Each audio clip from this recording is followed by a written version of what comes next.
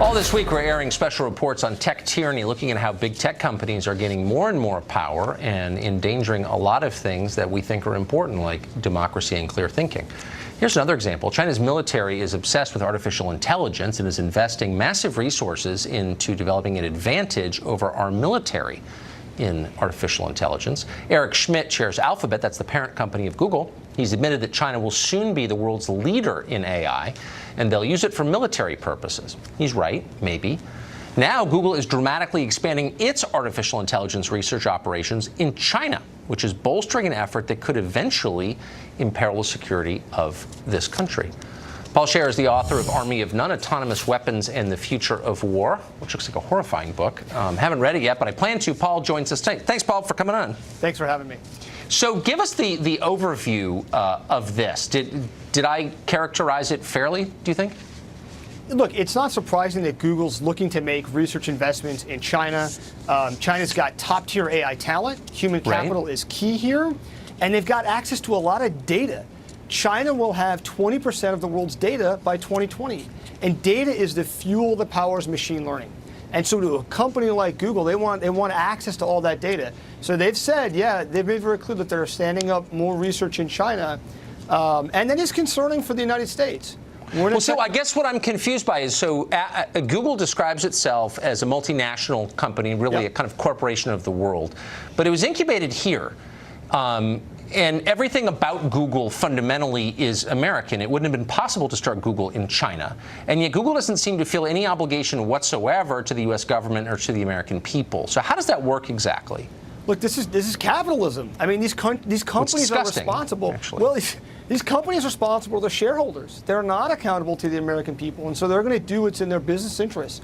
And if there's a business interest to move overseas, to stand up a research center, to offshore jobs, they're going to do that. So American taxpayers subsidize the education of the people who founded Google and who work there, and we create the regulatory and legal framework possible for it to start. Again, no other company like this has started in Europe, for example, certainly not in Asia. So we make it possible, and then they turn around and undermine the national security of the country.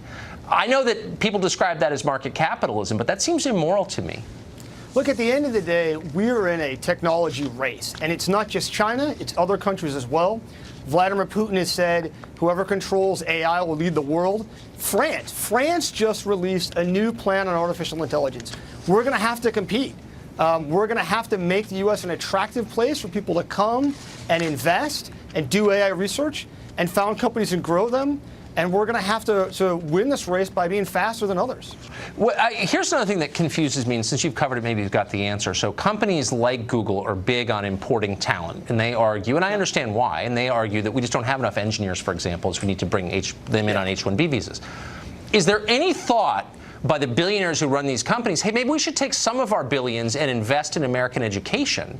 This country isn't producing an adequate number of scientists. Maybe we could help with that. Or because they feel no obligation to the country, only to their shareholders, they don't feel that? I think some of these leaders do. You know, you see Eric Schmidt, the former chairman of Alphabet, Google's parent company, was part of the Defense Department's Innovation Advisory Board. He has been very active in talking to people at the Pentagon about how the United States can retain its leadership in artificial intelligence. So some of these leaders care. Really? Because Andrew Carnegie put a library in every town in America once he got rich here. I don't see any of these guys giving back really in any way to the country. They seem just to be taking from it.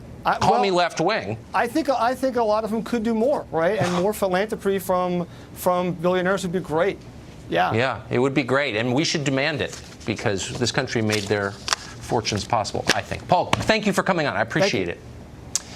Hillary Clinton says the NRA, Russia, sexism, a ton of other things, all are to blame for her defeat in 2016. After a while, you begin to think, why is she still talking like this? Is she okay? A sincere question next.